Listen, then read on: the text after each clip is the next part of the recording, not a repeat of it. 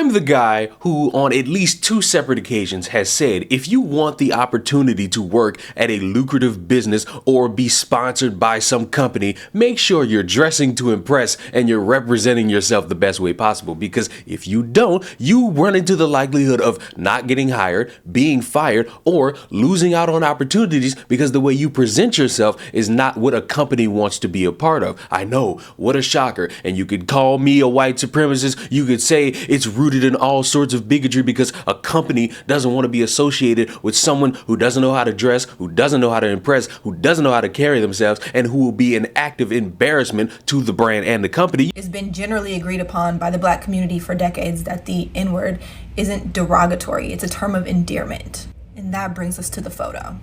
Yet again, when I look at this picture, I see playfulness. I see a Black girl living her best life, having fun.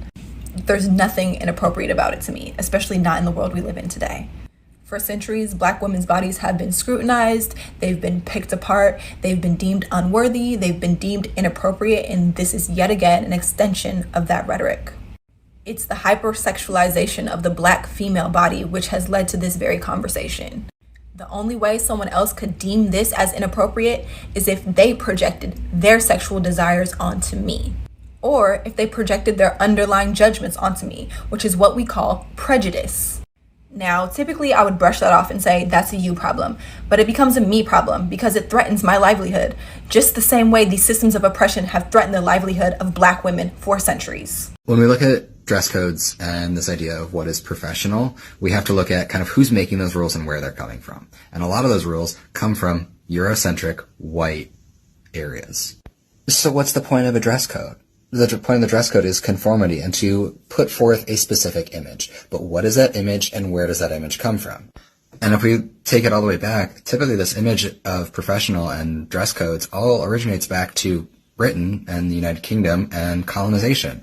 And this idea of conformity around you need to be successful like our country, and so therefore you must fit our expectations. And that has to do with a lot of white colonizing non-white communities of color and saying you are only successful if you dress like us. So when we put that to schools and jobs, we're saying you can only be successful when you dress like a white person. Y'all are ready to learn about the connections between this, and the white American cultural norm with obsessing over being on time. Please let me know.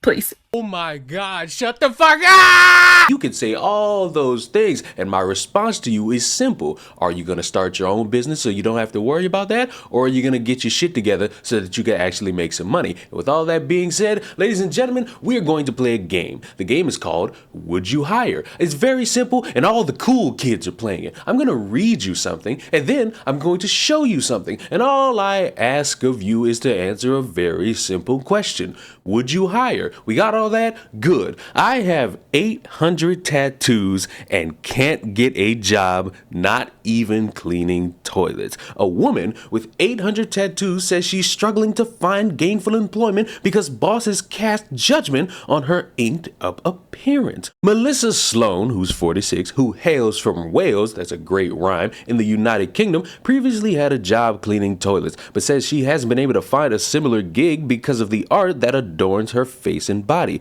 I can't get a job. I applied for a job cleaning toilets where I live, and they won't have me because of my tattoos. People have said I have never had a job in my life, but I've had one once, and it didn't last long. If someone offered me a job tomorrow, I would go and work. I would take that offer. Sloan first started getting tattoos at the age of 20 and quickly became hooked. Despite her struggles with employment, the Welsh woman told the Mirror that she still gets as many as 3 new inkings each week, describing herself as addicted. If I make it to 70, I'll still be getting them. Every bit of my skin will be covered. Even if I'm turning blue, my face is already turning blue. I look like a Smurf. I've got 3 layers on my face. I probably have the most tattoos in the world, and if not, then at the rate I'm going, I will probably have them in the end. I keep going over and over them. However, Sloan believes it's her facial tattoos in particular that cause people to make snap judgments about her. She told the Mirror that a lack of employment isn't the only hardship she's faced. The mom has also been banned from her local pub and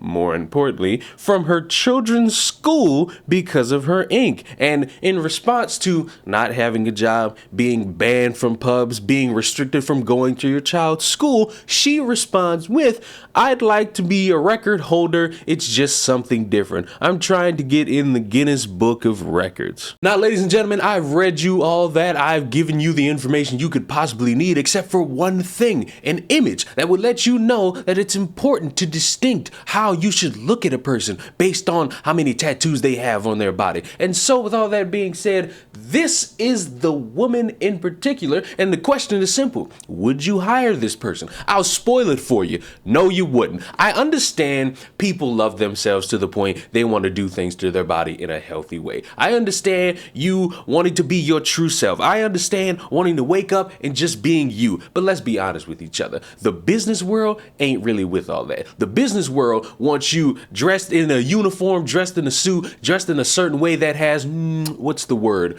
Decorum. Because if you just walk in like you some sleep paralysis demon, you're not gonna get hired even for cleaning toilets. I understand you addicted. I understand you feel like this might be your true self, but at the risk of sounding like someone who's a little bit mean, don't you come to a point once you start getting banned from places you like to go and places you actually want to be a part of, as in your child's life, like their school, do you realize that maybe, just maybe, I need to stop getting these tattoos and actively participate in the harmfulness of realizing that maybe I'm the problem here and it should be fixed so that I can hold some sense of stability in money making, job hunting, and being around my child when it comes to school activities. Maybe I'm crazy. Maybe I'm just a little bit mean. But the job world and general life in particular is not going to be kind to someone who looks very weird. Whether if you dress weird or if you got 15 different tattoos laid across your face, body, and dick, you look absolutely insane. I'm actually scared of you. If I saw you in public face to face, I would actively be in fear as to what the interaction between us would be. And it's just me as a person. You can say whatever you want about me, but that's who I am as a simple human being. I hope not having a lot of money and not being able to find a job and getting banned from seeing your child at school was worth it, because at least maybe one day you can achieve being in the Guinness Book of World Records for being the most public looking dumbass. Subscribe to the channel. I will see you all in the next one. Goodbye.